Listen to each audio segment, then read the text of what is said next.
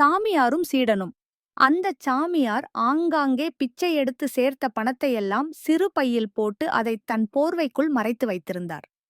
பார்ப்பதற்கு அது ஏதோ கந்தல் போர்வையாகத்தான் இருக்கும். உள்ளே அவ்வளவு பெரிய தொகையை அவர் மடித்து பதுக்கி வைத்திருப்பதை யாரும் அறியமாட்டார்கள். அவரிடம் சில பேர் சீடராகச் சேர வந்தார்கள். ஆனால் அப்படிச் சேருகிறவன் தன் போர்வைக்குள் இருக்கும் பணத்தைத் தெரிந்து கொண்டாள். அதை அடித்துக் கொண்டு போகத்தான் திட்டமிடுவான் என்று நினைத்து யாரையும் கிட்டே சேர்க்க மாட்டார். இரவிலே தூங்கும்போது கூட குட்டித் தூக்கம்தான் போடுவார். சட்டென்று விழித்துக் கொண்டதும் போர்வைக்குள் இருக்கும் பணத்தைத் தொட்டுப் பார்த்துக் கொள்வார். ஒரு நாள் ஒரு 15 வயது சிறுவன் அவரிடம் வந்தான். சின்னஞ்சிறுவன். இவனை நம்பி நம்மிடம் சீடனாக வைத்துக் கொள்ளலாம் என்ற யோசனை உண்டாயிற்று சாமியாருக்கு. ஆரம்பத்தில் அவனை எடுப்பிடி வேலைகளுக்கு மட்டுமே வைத்துக் கொண்ட சாமியார் அவனது ஒழுக்கமான நடவடிக்கைகளைப் பார்த்து அவனை மேலுயர்த்த விரும்பி அவனை தனது சீடனாக வைத்துக் கொண்டார். சாமியாருக்கு அவ்வப்போது கை கால் பிடித்து விடுதல், அவர் கூறும் வேதாந்தக் கருத்துக்களை கேட்டல் போன்றவைதான் அவனுக்கும் குருவுக்கும் உள்ள உறவு. ஒருநாள் சாமியார் தங்கியிருந்த ஊரிலிருந்து பக்கத்து ஊருக்கு புறப்பட்டார். சீடனும் கூடவே சென்றான். சற்று தூரம் சென்றதும், சாமி, இன்னைக்கு ஒரு சிறு தவறு நடந்துவிட்டது. அது என் மனதை உறுத்துகிறது. உங்களிடம் வேதாந்த பாடம் கேட்ட பிறகு என் மனம் பளிங்கு போல் சுத்தமாகிவிட்டது.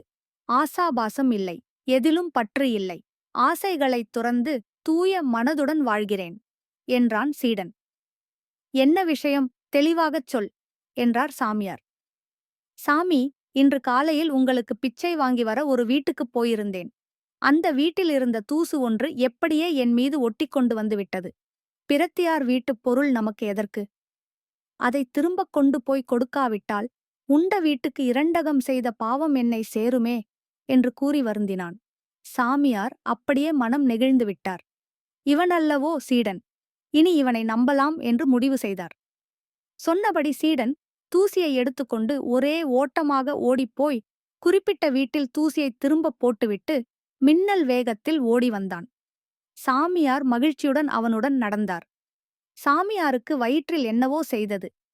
எங்கேனும் புதர் மறைவில் சென்று மலஜலம் கழித்தால்தான் வயிற்று உபாதை தீரும் என்று தீர்மானித்து புதரில் ஒதுங்கப் போனார். மேலே போர்த்தியுள்ள போர்வையை என்ன செய்வது? சீடன்தான் இப்போது நம்பிக்கைக்கு உரியவனாக ஆகிவிட்டானே. அதனால் தனது போர்வையை கழற்றி அவனிடம் கொடுத்து, பத்திரமாக வைத்துக்கொள், 2 நிமிடத்தில் வந்துவிடுகிறேன் என்று கூறி புதர்பக்கம் போய் மறைந்தார். மலஜலம் கழித்துவிட்டு பெரிய வேதனை உணர்விலிருந்து மீண்ட திருப்தியுடன் வெளியே வந்தார். ஓடைக்குப் போய் கால் கழுவி சுத்தம் பண்ணிவிட்டு திரும்பி வந்தார். அங்கே சீடனைக் காணவில்லை. அவர் போர்வையில் இருந்த பணத்தோடு மின்னல் வேகத்தில் ஓடி மறைந்து விட்டான். போர்வை மட்டும் கீழே கிடந்தது. அதை பிரித்துப் பார்த்த சாமியார் ஏமாற்றமும் அதிர்ச்சியும் அடைந்தார்.